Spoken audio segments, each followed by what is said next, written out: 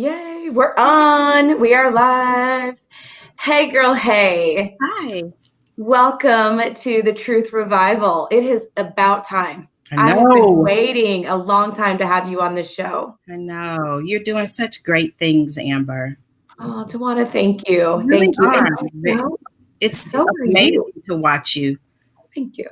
Yeah, it is. Thank you. Yeah. We have a lot of fun with this. And people often say, what's it all about? Why the Truth Revival? And Joshua and I have a heart for hearing people's stories. Yeah. And in the midst of a world full of chaos and crazy, like, how are people doing it? How are people doing it? And so we find the people, we find the stories, and we share them, and we have an authentic and real conversation about what's really happening. Love it. That's really what the Truth Revival is about. And you are one of my most favorite humans on this planet. Right back at you. The feeling is mutual, Miss Amber Fields. I am so grateful that our leadership training brought us together, because from the back of that room, I was like falling in love with this beautiful, beautiful woman. And at that time, you didn't even know. I was all triggered. So I didn't even know there was a back of the room. Isn't that funny? Really is. It really is.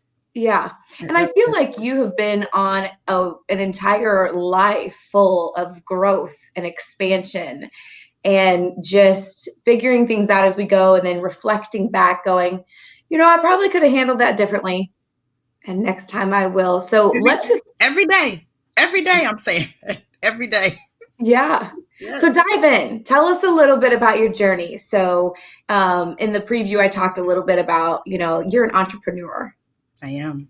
You're a single mom. Yes. Just killing it, raising that sweet boy of yours. Yeah. He's not a boy anymore. He's not. He's quite a man. If you can believe it. Insane. 28. That is crazy. It is. It is. And you're doing amazing things in the universe, in the world. Like, you are, when I think of you, the first word that pops into my mind is creativity. Then the next one is inspiration. Oh, thank you. That is so kind. And it's true. Thank you. Thank you for that. Such kind words. Thank you, Amber. Yeah. So I don't really know where to begin, but I will say, you mentioned Mimosa and a Masterpiece. Yeah. So Mimosa and a Masterpiece came out of one of my most difficult points, which is divorce. Yeah. And I knew that I wanted to move downtown, and because I love the energy of downtown. And so there was this time period where we had sold the house and I was moving into my apartment downtown, and there was about a week or so where I was homeless. That's what I say. And my girlfriend asked me to come down to Atlanta to hang, and she took me to a place like mine called Sips and Strokes. And I went. It was my first time painting since third grade, which is what everybody says when they come into the studio. They haven't painted since the third grade. Mm-hmm. And I was just blown away at the process. And so really came back, did a lot of research, opened it up. And it's really been my greatest journey, because I tell people who start their own business that their business looks like them, because they're the owner of the business. Yeah. And so Mimosa and a Masterpiece looks like there's a lot of attention to detail, because those are the things that are important to me. And also that people it feels like family when they come in. Mm-hmm. I say I make friends at every class that I'm at. Yeah. But it also looks like me in that, my social media game leaves a lot to be desired. Look, we don't have to have it all together all the time. That's why we hire people. Listen, I see people posting and going live, and people are like, "Oh my gosh, you should post and go live." And I'm like, I remember when before you before, because you go live quite a bit now, telling inspirational stories and sharing things. And I remember when you like made your very first one, you know, and you're like, I'm nervous. I've never done this before, but here we go. And now you pop on, you give a little bit of inspiration, and that's why we keep coming back for more, because it's almost like it's divine, right? In that moment, it's just for whoever is supposed to hear that message, right? Cute. Yes.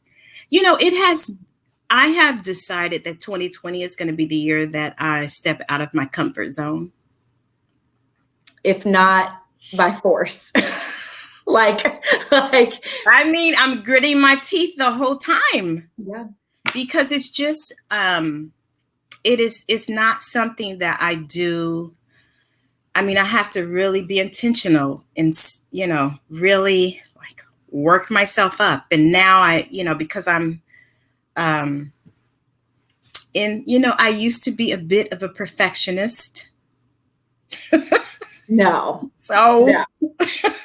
So in learning to let that go now, I'm just like, okay, I'm gonna record it and let it go. Mm-hmm. Because my intention in recording it is good. Mm-hmm. And so I can just record it and just let it go. So that's, you know, that's part of my journey. I'm learning that it doesn't have to be perfect. Yeah. And God still honors that. Yes. Yeah. And isn't it interesting that, you know, Mimosa and a Masterpiece, which is your vision, your dream, came from a really hard time in your life. I say this often, but God doesn't pull from the pulpit. Yes. He pulls, you know, from the valley, from the darkest place in your life. Yes. And from what I understand, Mimosa and a Masterpiece hasn't been all roses and puppy dogs and sunshine. You know, it's had its dips and it's had its ebbs and flows. But what is it that keeps you focused on this business and keeps it thriving? How do you do that? You know, I can specifically remember setting an intention, even though back then I didn't realize that that's what it was. Mm-hmm. But I really wanted it to be a place where I wanted to go, my employees wanted to work, and my customers would want to continually come back to. Yeah. And so there are times, even just this week, I had some extra time and I just went down there and just, you know, got me something to eat and hung around. I mean, because I just love the creativity in the space. I love the colors. I love that I can just, you know, sit and watch people watch as they walk down Mass Ave. So it's just a really great place. Yeah. Yeah, it really is. And I've been in there. We used to hold stiletto events in there. And yeah, I mean, we've had so many good times there, and I'd love to bring my family there and paint. Yeah. I was one of those that you walk in, I'm like, I'm not creative. Yeah. And it's interesting what can come out onto this canvas when you stop telling yourself this story that I can't do this. That, you know, and it's so, as adults, I have found that we don't like putting ourselves in situations where we don't know how to do something or we're doing it for the first time. Mm-hmm. And so a lot of when people come in, I'm like, relax, you'll do fine. And so if they can just relax enough to follow the process, because really it's just following directions. That's really all it is. Mm-hmm. I think it's interesting that you say relax, because I feel like we live in a world where it's really hard. It is. To relax. We are the most anxious people we've ever been. Yes. Yes. And about halfway through, the shift happens. And they're like, hey, okay. I think I got the hang of it. And so that's, I mean, it had probably 90% of the people 85 to 90% of the people who come to Mimosa and a Masterpiece have never painted before. That's so great. Never painted. And so they leave literally with an original masterpiece. Like that's literally what it is. Of theirs. Of theirs. Yeah. Yeah. You create a space, and this is where I love, and I want to get into a little deeper conversation about, you know, what's happened in the world today. But you give them a blank canvas, you give them a blank space. Yes. You give them a few tools and a few instructions, Yes. and then you just let them go. Yes. And I feel like that is what God gives us too. Art imitates life. Right. Yes. Right. Yes. And so I feel like we've gotten so lost in the details of perfectionism and trying to always be right. Yes. You know, and I think that's how we got to where we are today. Yes. Yes. So let's talk about that. You're a woman of God. Yes. And you are in love with the Lord, and you are human just like the rest of us. Yeah. And you are experiencing things from a different place. Yes. And I want to hear about that. I want to hear about, I think we're fighting something much bigger. Yes. Than you and I, than the world that we're living in. We are in spiritual warfare. Yeah. And what is that from a biblical and a God perspective? What's that like for you? I'm having more of these conversations than you ever have. Than I have ever had. And we have talked, and it is a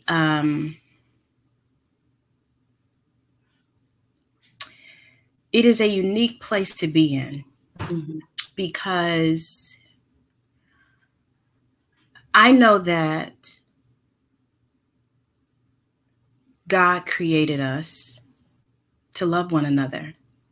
Love thy neighbor. Yes. And it's heartbreaking to see how that is playing out and has played out, really. And, it's difficult because I feel like I'm in this place where there's some days I'm good, I'm prayed up, I can handle it, I'm ready to go. And then there are other days where not so much, where the words of other people are crushing, and how when people are sometimes at the road of, do I show compassion and empathy, or do I judge and condemn? Like, which road are they choosing? And I have I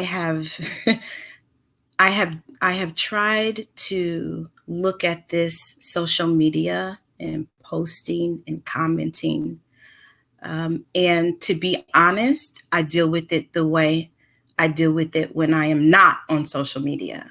Which is, there are some days I can read it and I can respond. Some days I can read it and keep scrolling. And then some days I have to respond. And my intention is to always do that with love. And there's also a part of me that before I respond, I think, do I think that this can make a difference?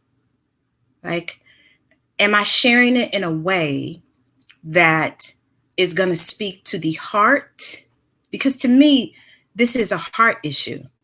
That's right. It's not about laws and rules and regulations. Right. It's literally about realizing that all of our hearts beat the same.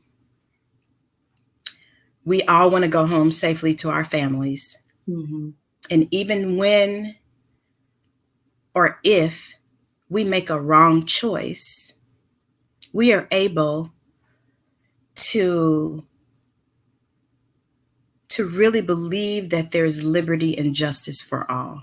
And so it is, to be honest, we had a conversation at Most and a Masterpiece of just human beings who wanted to know about what the experience was like to live in America and be Black.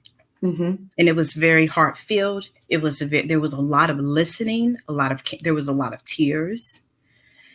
And after that, we gave a lot of takeaways of things that people can do.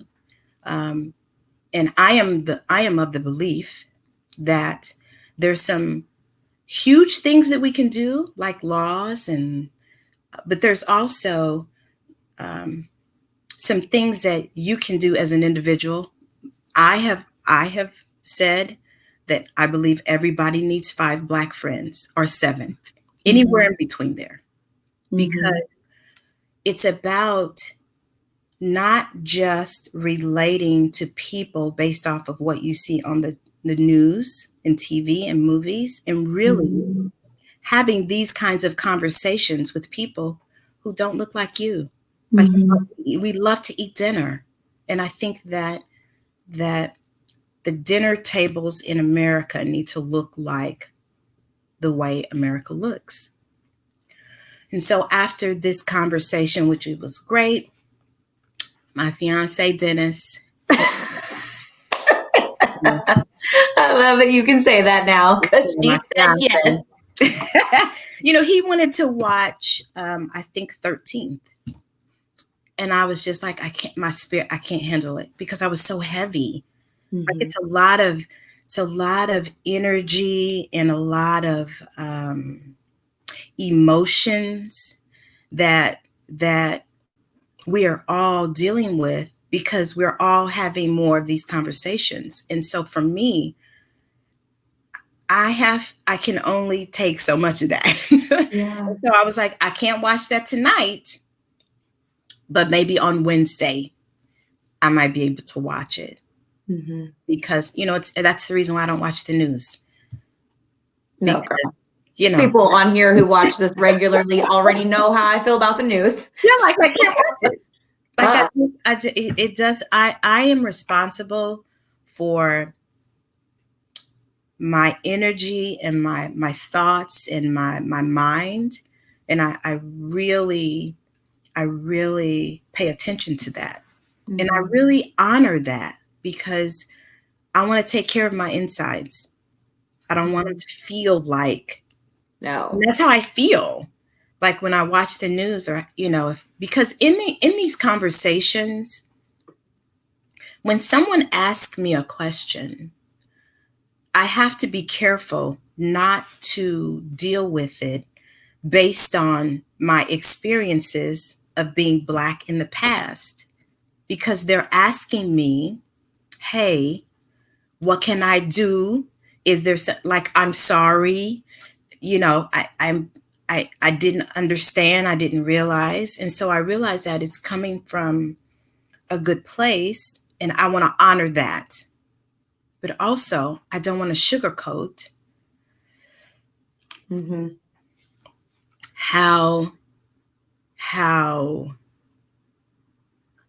heartbreaking this is, to feel like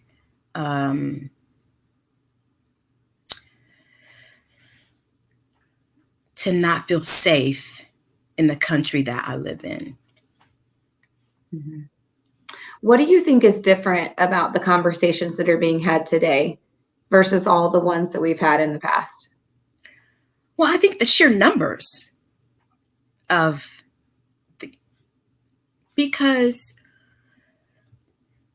the reality for me and my experiences is that I've been having these conversations with my son, with Dennis, with your inner circle. You know what I'm saying? Like, with the people who look like me. Right. Because we get it. I can remember being furious because I think I was in Broad Ripple. This was maybe 4 or 5 years ago. And I always try to patronize small businesses, because hello, I'm a small business. That's right. And so I remember going into this dress shop in Broad Ripple, and I gathered up some things, and I was going to go in the dressing room. And she said to me, you have to leave your purse at the front desk. I was like, my purse? She was like, yes, if you're going to try something on. in the dressing room, you have to leave your purse at the counter. So I was like, oh. So you don't trust me to go in here and try these clothes on, but you want me to trust you with my purse. So of course I didn't buy anything. So I had a conversation about that with people, because it's like, I'm not sure that really makes a lot of sense, right? Or where that comes from. And we don't know, did she ask the white person before you and the white person after you to do the same thing? Absolutely. There's context missing there, like we don't. But at the end of the day, due to the experience that you've had in the past, that's your map. That's your go-to. That's the only thing that makes sense in that moment. Absolutely. And the fact that I've had conversations not about that place, but about Nordstrom's, Shack, where literally I'm being followed or asked, do I want a dressing room 17 times? Mm-hmm. And so it's just in those situations, it's just heartbreaking. Yeah. And I feel like it's hard too, because not every white person is like that. So it's so hard because, you don't want to box them in, right? Like, and just put them all in that and say they all do that. But you can't also stray away from the fact that it does exist for those who exist for. So I think what's coming up now with these conversations is that more people will hear you. And more people will take from like you talked about it earlier, heart to heart. Yes. And I'm going to ask you. Yes. Based on these conversations, and I've been praying about our talk all week, and because, it is a hard conversation to have, because I'm white, but I'm also Asian. So there's a little bit of different, I've got a different experience and a different frame of reference. But at the end of the day, I am God-centered, and I'm just going to do whatever God asked me to do innately. Yes. And God says, love thy neighbor. Mm-hmm. But love looks different for every single person. So what follows that is, what does love look like for you from your white friends? What does love look like from my wife? I don't know that I understand. Like, what is it that is missing to change this? Love thy neighbor. And we're not loving somebody is paying attention to them and authentically understanding what their needs and wants are and being present and all of those things. But as we're friends, I know what love looks like for you. I know that it means being respectful and loving you and talking to you and spending time with you. Like, I know what that looks like. Yep. But maybe the collective doesn't know what your heart needs to be healed. So, for me, a lot of it revolves around empathy, because, Jane Elliott is the lady who did the brown eyes and blue eyes experiment with the kids. Yeah. And so, of course, she's famous for that. And so she goes around, and she was at a conference. And one of the first things that she asked the people at the conference was, how many of you would trade places with a Black person? And I thought that was very interesting, because if everything is the same, if you can keep your same family, your same job, your same income, friends, house, everything is the same. Mm-hmm. The only thing that changes is that now you have brown skin. Would you do it? And if not, why? Mm-hmm. Because what that might mean is that you may be looked at differently in the areas that you normally would go in. Mm-hmm. It may mean that if you happen to get pulled over, that you might have a different experience. So what my thing is to just have empathy in the realization that our experiences are not the same living in America. They're just not. Mm-hmm. And if you recognize that they are different and that you would be a little hesitant in shifting to be a Black person in America, then maybe you could be open to listening and opening your heart to what that experience is like. Because, you know, we're not talking about a pizza. It's not, you know, if we're all treated the same, then that means that I'm taking 3 slices of your pizza and I'm only going to leave you with 2. It's about being safe where you live, knowing that, you know, and here's so some of the things on Facebook that I've heard is that, you know, if we would just abide by the law, then, you know, we wouldn't be dealing with this. If we were not criminals, then we would not be dealing with this. But, you know, my response is, have you always driven 55 miles an hour? Mm. So have you always gone the speed limit if you've been driving 20? What? 30? Right. I mean, Please. So you have never driven 56 miles an hour. The question is, have you ever not driven like Exactly 75 miles No. and 55? I mean, it's not, I mean, I understand. Well, I don't understand. I can't say that. But I mean, it's, you know, the thing that I've been saying is that we should be able to break the law and still live and go to trial, get a lawyer. Like, we should still be able to do that. Mm-hmm. And there's a difference between Dylan Roof and what it looks like to be Black in America. Dylan is a gentleman who shot up the 9 people in the church in South Carolina and lived and got Burger King before they took him. You know what I'm saying? I mean, and okay, so it's, you kill 9 people and live, or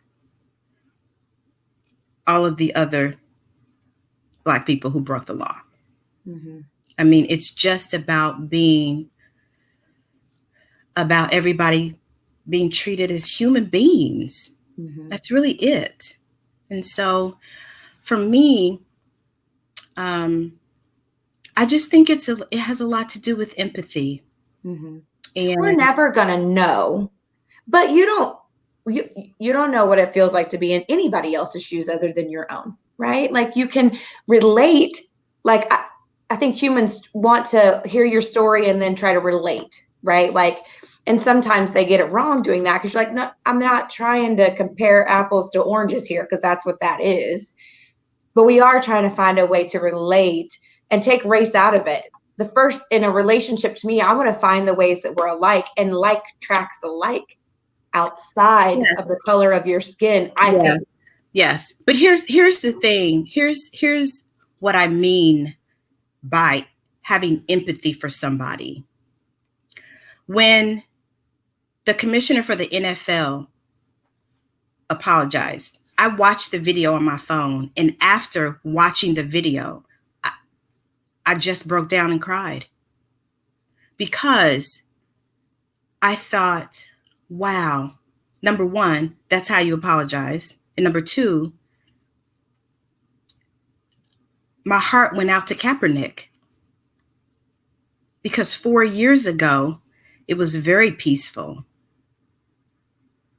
That's what I mean by having empathy, because, you know, that's what I mean when I talk about having empathy for another human being, because, you know, I've had this conversation with people. I kind of feel like if that people are in more of an uproar, if people are treating dogs badly, if they're abusing dogs or fighting dogs, than they are when a human being loses his life.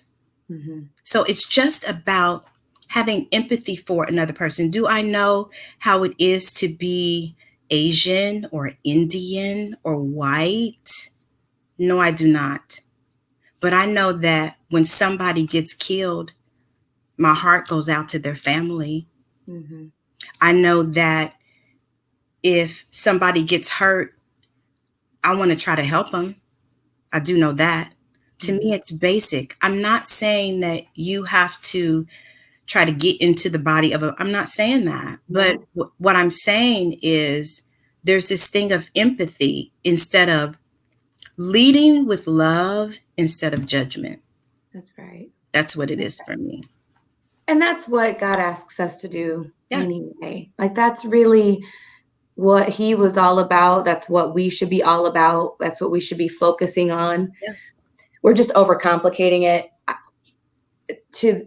on all sides, right? Like, it's really easy. We are just to love one another, and show up for one another, and do what's right, So I love that we're having this conversation, Tajuana. I just thank you, because I know you've been having it a lot. I know. And even having it here, like, we started super high. I feel it coming down. Don't worry, viewers. We're going back up. It's all good. This is a part of it. This is all a part of the growth process. It is. And that's what I want to talk about, right? Like, we're in a very aware state of humanity. Mm-hmm. And you posted it today, the Will Smith video. Oh my God. First of all, that's my dude. Yeah. So I love it. But, he says, he's just talking about us. Like, it's not even about joy. It's about expansion. It's about growth. Unfortunately, this had to happen for us to wake up. Yep. Josh calls it to be woke, yep. And it's, I think that we get comfortable. I think that we sit in our easy chair and we just kind of like the easy button, it goes. Yep. And we realize that there are just a lot of things in the world happening today that are not right, that are not, it's not fair. Mm-hmm. But there are ways for us to be responsible, and helping to expand the world and help make the world a better place. I truly believe it's one conversation, one heart, one, experience with another person being the example. Yep. And you have to do it every single day. Like, it's every single instance with every single person. Yes. Don't brush off. There's too many stories where people are having a god awful day, and one smile, one thank you, one notice of anything changes everything. Because we live in a world with our blinders on, and we're all about us all the time, and we're so busy. Yes. And go ahead. What are you going to say?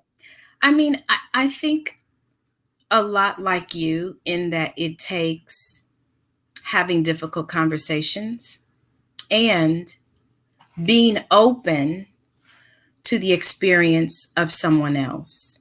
Mm-hmm. I think a lot of times, we'll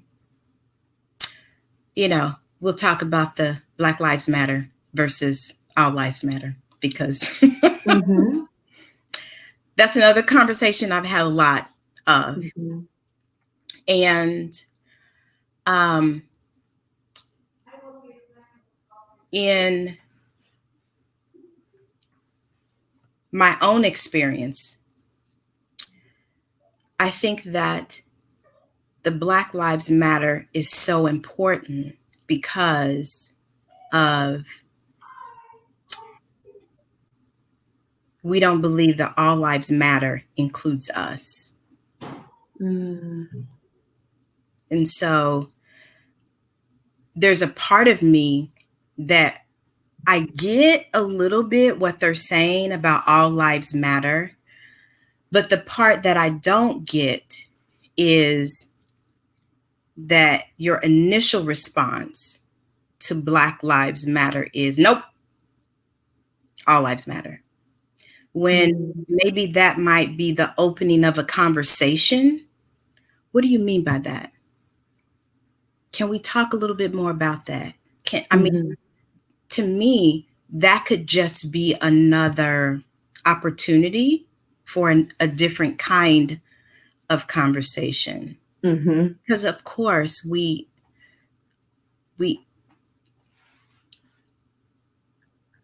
intellectually we know what's being said, but our hearts don't feel that all lives matter. And so maybe having more conversations about the heart and what that feels like would help have a new awareness. And that is crazy because I will tell you that prior to this all happening this time around, I have posted All Lives Matter before, because from a Zarvos perspective, right, it made all the sense in the world to me, because I didn't know. Yes, everybody in my world matters to me. I didn't even know I mattered. Yeah. So thank you for the education around that, because I would have posted that and been all hearty about it and like, everybody, I love everybody, because I do. Yeah. And I would have never known that it did not feel inclusive to some of my friends. Yes. And I am 100,000,000% about inclusivity. Yep.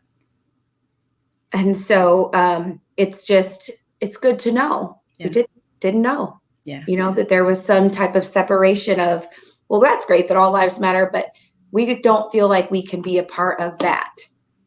But what does it look like to help make you be a part of that? Because that's always the question.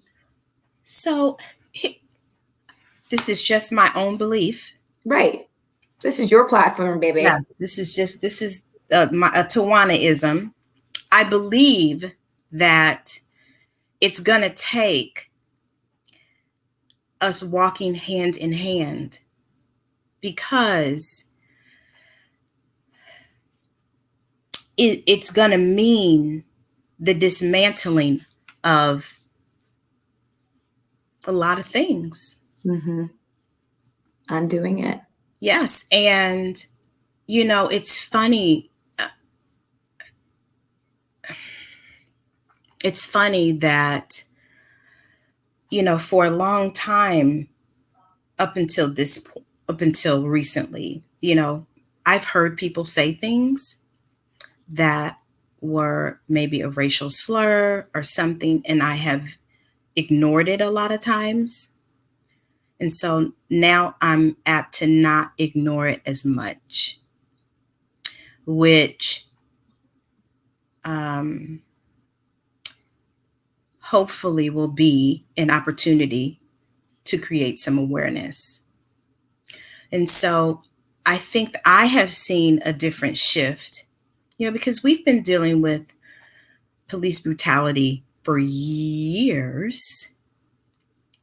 And another thing that Will Smith said is, this is not anything new in the lives of Black people. It is just that now we all have cameras and phones so that we can videotape it.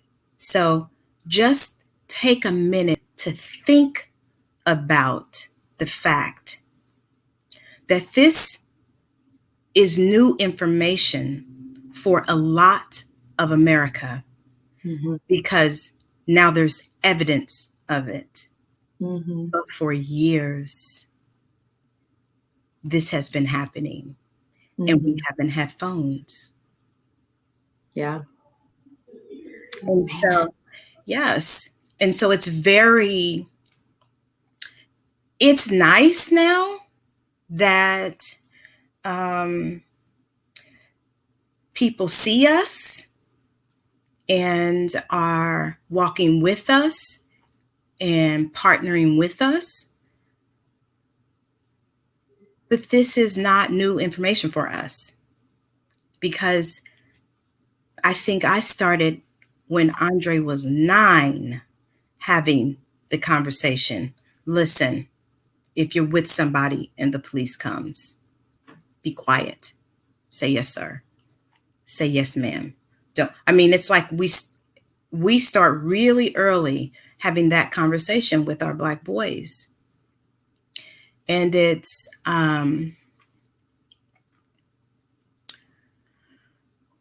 Was it different for you as a Black woman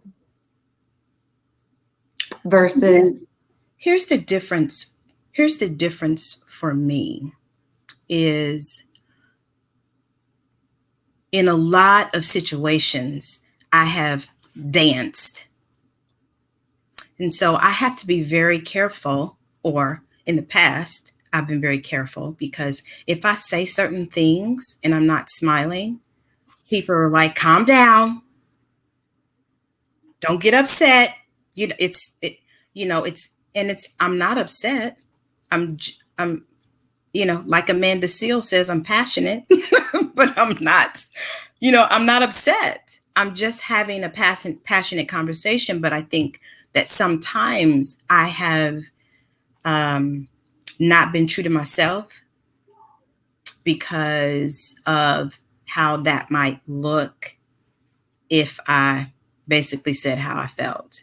Mm-hmm. And so, in my life, I can remember most in the masterpiece, we went on location and I had one of my artists with me. And, I'm the hostess with the mostest. Yes, you are. And when the lady came to pay, she went to Miss Tamara, who's my artist. And Miss Tamara said, oh no, this is Tajuana owns that. And the look on her face was that of surprise. And so, it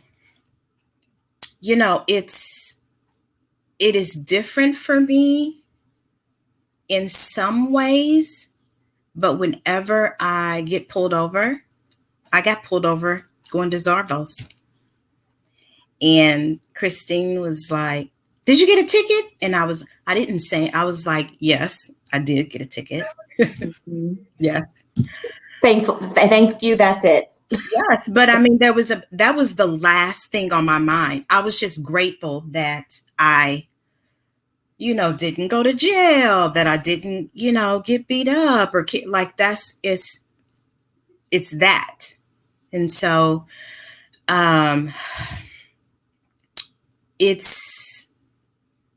it is,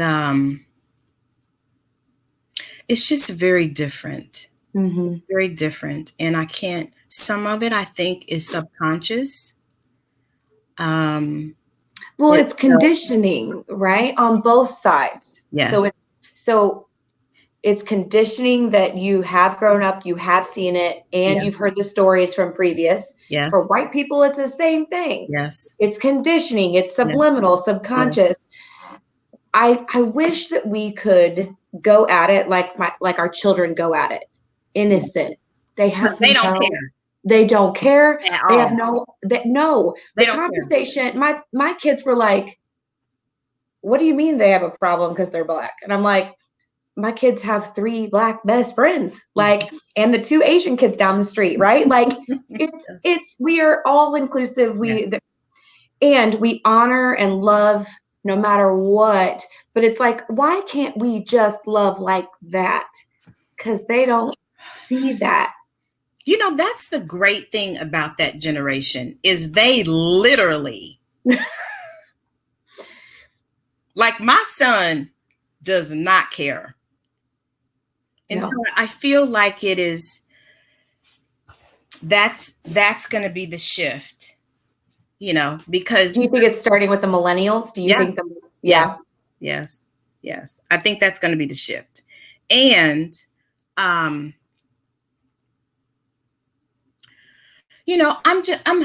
hopeful that things, excuse me, look, I tried these magnetic lashes. You see me? But, I think that all of this, because really this was a perfect storm. The pandemic, we're all home. We can't go. If we go out, we got to wear a mask.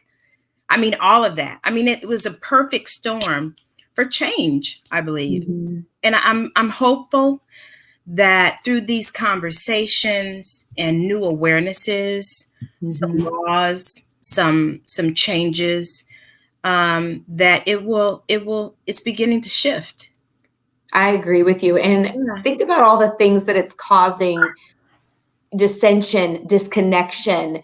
The human race is going to have to, we have no choice but to come together to That's right. overcome this, Yes. because otherwise it's going to go to hell in a handbasket. Yes. Like, it's Yeah. just going to continue to go further. And I don't think people realize we have the opportunity to create a heaven on earth experience, right? Yes. Where we're free and Yes. where we can love. Yes. And when we do ascend into heaven, like when this is done, we know we did our best. Yes. We are Servant, surrounded by, well done. yes, thank you. Yes.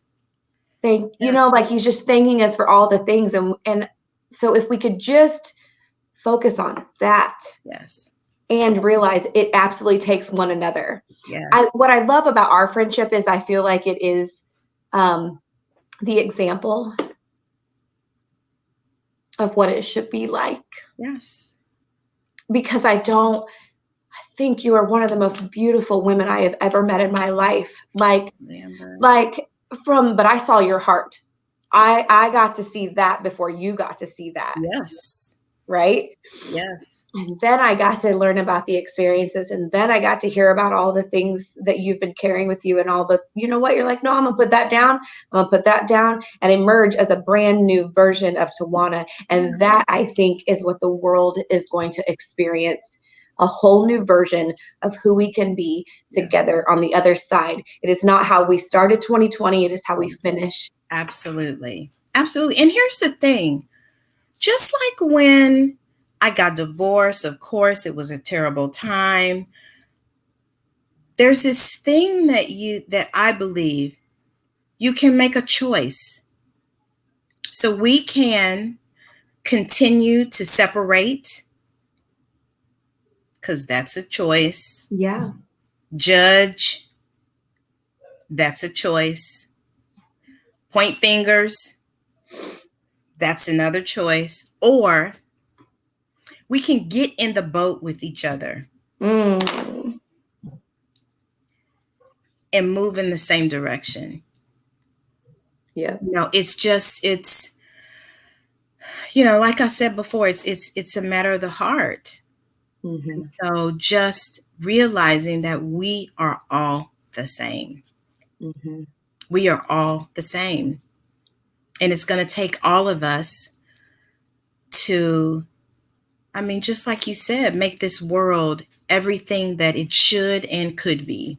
Mm-hmm. It's going to be uncomfortable for a minute. Mm-hmm. Because we get to have conversations like this. Yeah. Yeah.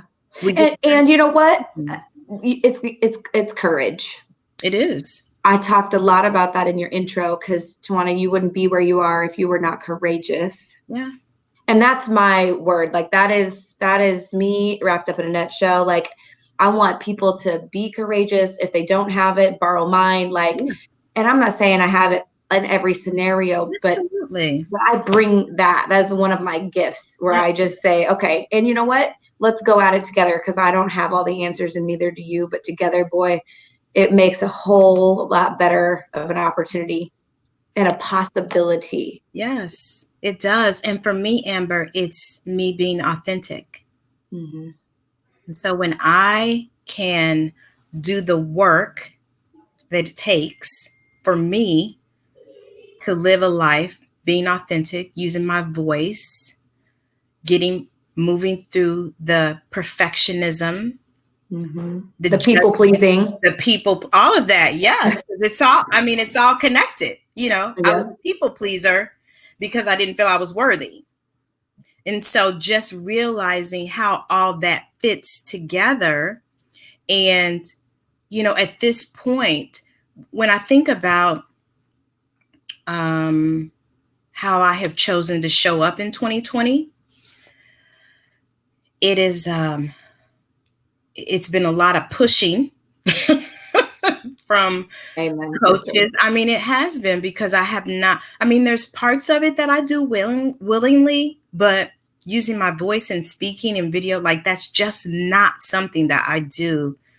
Like, okay, yes, I'm speaking, you know, it's just not something that I do. But Using TikToks to market yourself. Oh my God, I can't believe that I'm doing TikToks. Yeah, you're about to teach me how to do that. Don't go look at these. Don't go look at the TikToks for me. Audience, viewers, don't do it. But you know, all of that. And so now in my head, when, you know, at first I would do like 57 takes, and how many times did I say so? And I would do all that. Now I'm just like, nope, record it. Nope, seeing, there you go. It's up there. Because that's part of my journey. Part of my journey is realizing that I am enough. Mm-hmm. And part of that is me using my voice, having these kinds of conversations. Mm-hmm. And so for other people, that might be different. Maybe they need to do more. Maybe they need to do more listening, because maybe they talk all the time. There's nothing wrong with talking, but talking all the time might not create an environment for you to listen to the experiences of other people. Mm-hmm. And so just really embracing my own journey, realizing that it looks like mine and not anybody else's. Mm-hmm. You know, that's been where I've been, and it's been great and like a roller coaster ride. And here's the other part of it, Tajuana. Had you not had these experiences, had you not been the gift of a gorgeous Black woman, you wouldn't be able to give this gift back. Absolutely. Like, this is your gift, and this is why God put you here. Yes. And I love how you own the fact that, you know what, I got a lot of work to do. Oh, yes. And so you just go do it. You take all the classes, you do all the things, because becoming the best version of yourself matters to you. Yes. So that you could make an impact on other people. Yes. Because here's you know, I love quotes. Yes. So, I remember years ago this quote from this guy saying, "Nobody's coming to save you." And that stuck with me, because for years I was like blaming other people, like, you're the reason why I'm in this situation, and you don't care about me, and you blah, blah, blah. No. I have to deal with my perception about me and other people. I have to understand that the situation that I am in is because of the choices that I made, mm-hmm. not things that other people did to me. Right. It is the choices that I made. And so when I started taking responsibility for those choices, mm-hmm. and experiences, instead of blaming other people, that was the beginning. That was the beginning, mm-hmm. for me, because blame it, you know, that's the easy part.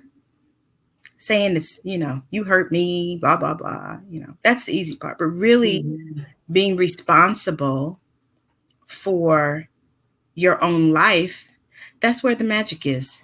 It is. That's it. This is mine to own. This is mine to own. It doesn't feel good. No, it doesn't feel good. You know what? You know, it's so funny, because one of the great things about Dennis is that we have a lot of the same characteristics. Like, we move through life the same. And so sometimes I can look at him and be like, oh yeah, that looks familiar. Mm-hmm. You know what I'm saying? Or when we're triggered. No. It's like, yes. I do that because I've seen both of those things happen, and I relate in my own relationship, like, oh, yes. It's like, ooh, okay. Mm-hmm. You need to get that together. Tajuana, because you know what I'm saying? I mean, and it's also the other thing that I'm learning is giving myself grace, because a lot of time I'm really hard on myself. And so Yes. And space. in the past, Yes. I have been really hard on myself, and I'm learning to give myself some grace. When I mess up, I say I'm sorry, I move on, and I don't, because I would hang on to a lot of that, and it doesn't serve me. It doesn't serve me to do that. And so it's just been a whole host of learning and unlearning. Mm-hmm. And that is the magic of life. It is.